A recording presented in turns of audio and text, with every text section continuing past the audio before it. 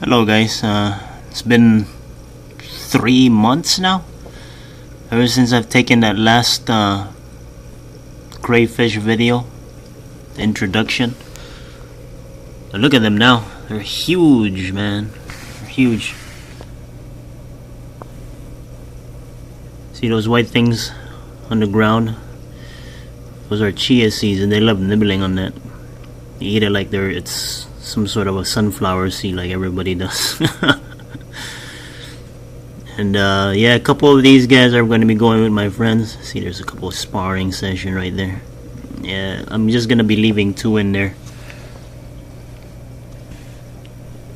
And this is a 10-gallon tank. It's going to be overcrowded for them if I leave them in there for a couple more months. It's not going to be good. It's going to be I'm going to giving it to my friend, my co-worker as well, and I'm just leaving 2 in there. Well, the biggest one I'm gonna leave it in there. And as you can see, that plant, I am so amazed that plant is still standing there. Heard that these guys like to eat plants. Well, they didn't. I don't know, maybe the Anubias has a chemical, some sort of a chemical that keeps these guys from eating them. Well, they nibble their tips though, but they didn't go as far as like totally destroying one leaf. But yeah, these guys are huge, man. Some of them are even pushing 2 inches right now.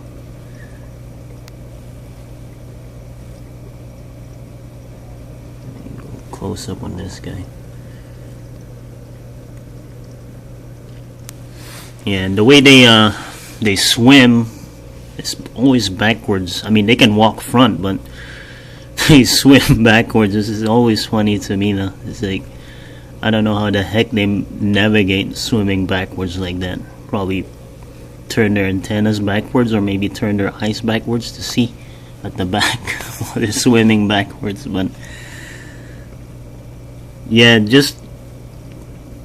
just leaving 2 in there because it's just too crowded right now. A couple of these guys just lost their pinchers because they got a bit of a sparring in there.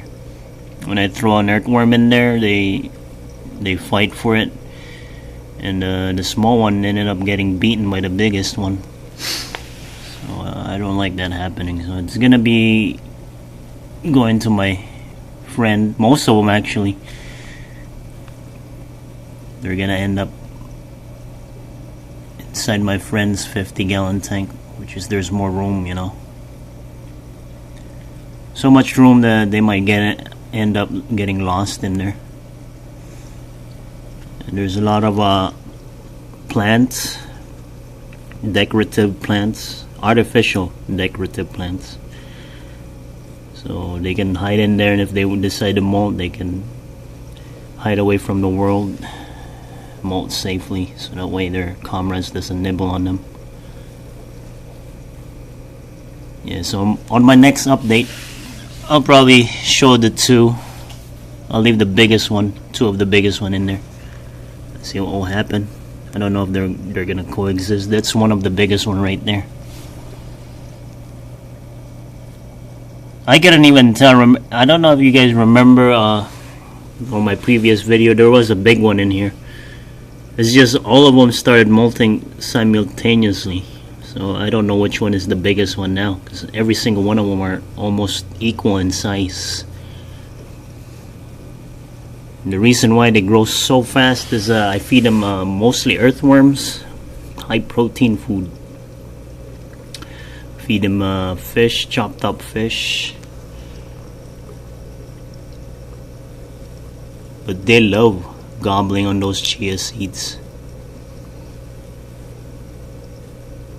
And chia seeds got a lot of calcium anyway, so you don't have to give them eggshells. You got high in omega-3 fatty acids, which you only found in fish. And this guy right here is the bluest one that I have. Well, there's a couple of blue ones in there, but not as intense as this guy.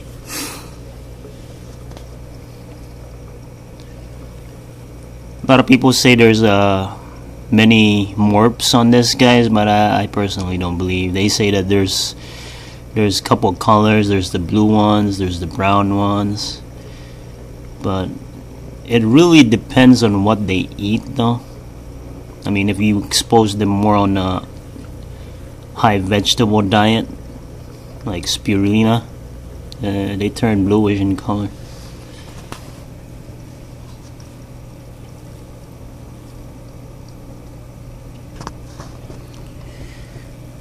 Oh my goodness, there's so many in there. There were a couple of cannibalisms though. I saw one that's been nibbling on a dead one. They probably killed him because the other one was pretty big. Kind of gruesome though, because you can see them eating each other, eating their own comrades.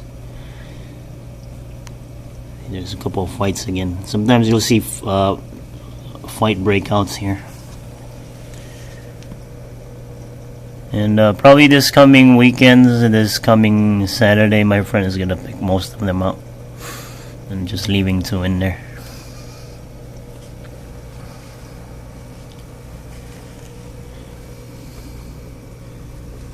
Probably gonna clean the tank too, scoop out all those chia seeds that they haven't eaten.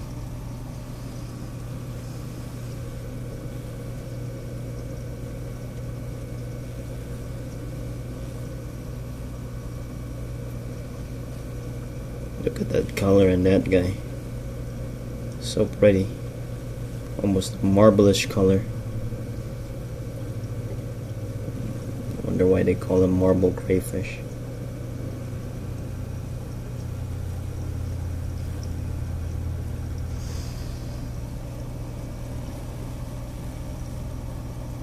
This plant right here used to be covered full of algae, but I realized that the light is always on, and when I leave, I never turn off the light.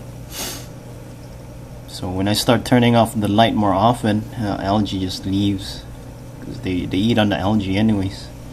You can see there are many pinchers at the bottom, just scooping on them, throwing them in their mouths, eating the algae. And I think that's what affects their color too. Eating algae turns them blue. Anything veggie that you feed them, like dark green vegetable matter, affects what they look like. They turn blue.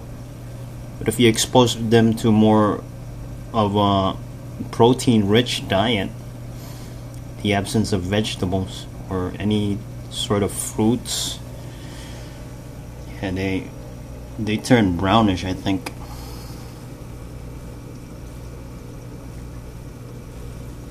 I just love the colors in this guy. I think I might end up keeping this guy, but you know, he might turn brown again if I feed him too much earthworms.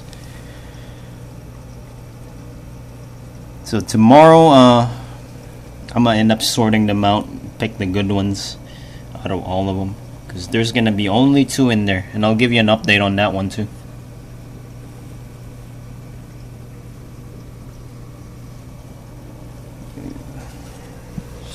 Side.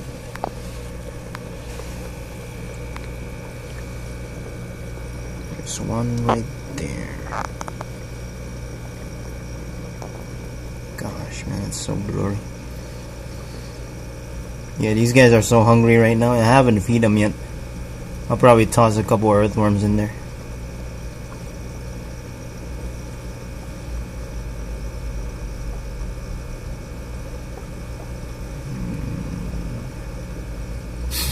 He's so hungry, he's just nibbling on that bag. I think this is the guy I suspect to be eating more on vegetable. He's more of a vegetable side type of crayfish.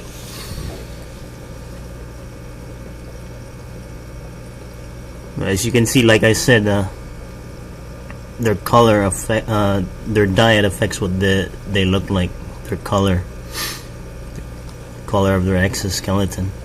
So people selling, blue crayfish on eBay or any other store claiming that they have a blue marble crayfish, that's just bullshit. I think they're just trying to rip your pockets open, trying to make you think that their crayfish is actually blue, but they're not. And once you start switching their diet more on a protein side, they're gonna change. I can guarantee you 100% they might turn brown. So when you stumble upon websites like that be claiming that have a blue marble crayfish, don't listen to them.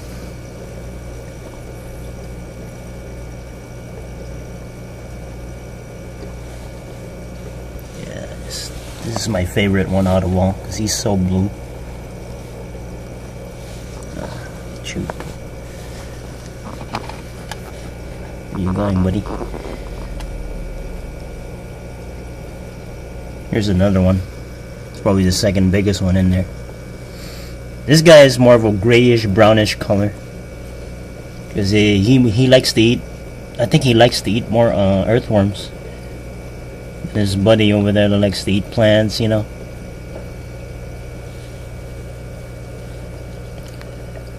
I just love how the way they move. You can see they have this mini pinchers underneath, and they pick up food, you know, on the bottom. And the big pinchers, of course, they use them for hunting,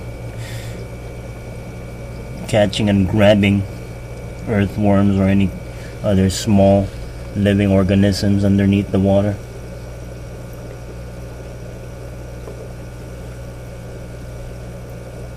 And I might use these guys for fishing if they overpopulate my 10-gallon, or maybe I might throw them to another tank if I decided maybe someday I might upgrade to a bigger tank, maybe a 30 or 20. And these guys are self-cloning. They do make babies, and they don't need a mate. All of them are females. Oh. I don't know what this guy is doing. He looks like he's stuck. Let's see the other side. Yeah, these guys are like the freshwater version of lobsters. They look exactly like lobsters, except they just live in freshwater. They're like, what, 100 times smaller than a lobster in comparison. But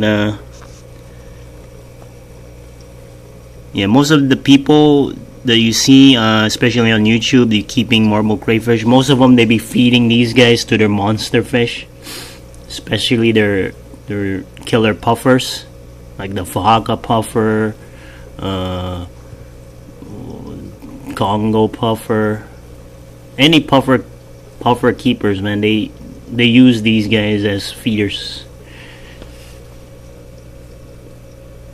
They just throw them in a 30-gallon breeder tank, and then just let them grow out. They feed them, and once they're fully grown, they harvest them. They grab one and they throw them in their puffer fish tank. Kind of files their exoskeleton is so hard. It kind of files their teeth too. So most puffer fish keepers keep these guys as feeders only.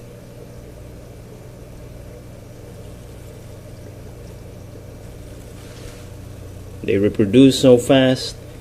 My goodness, it's only like 3 months. Only took them 3 months to reach 2 inches. Well, this guy is like half an inch though. But there's another biggest one in there, almost hitting 2 inches. He's somewhere in there. He's probably one of these.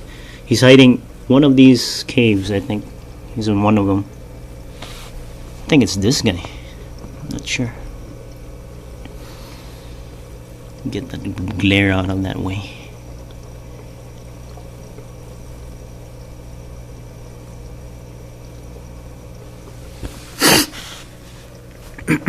Excuse me.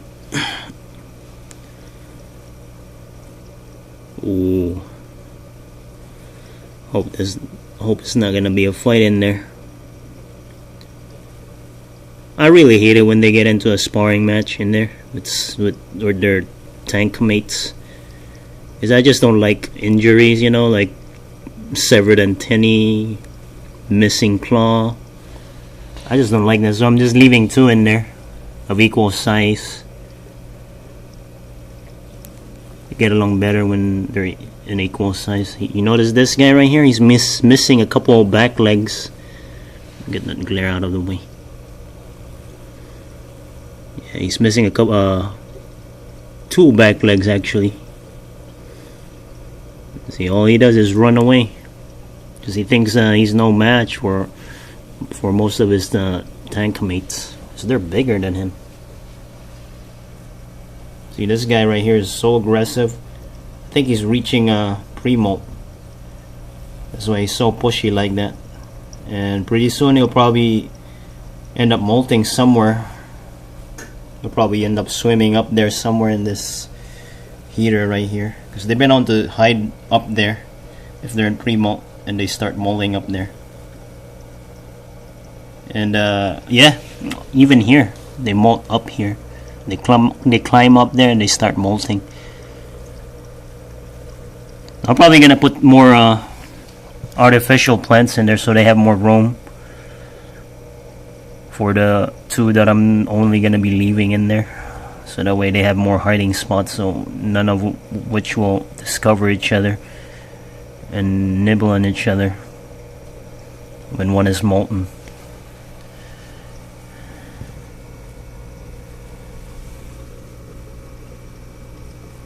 Yeah, it's just a quick update, guys. I'll see you later.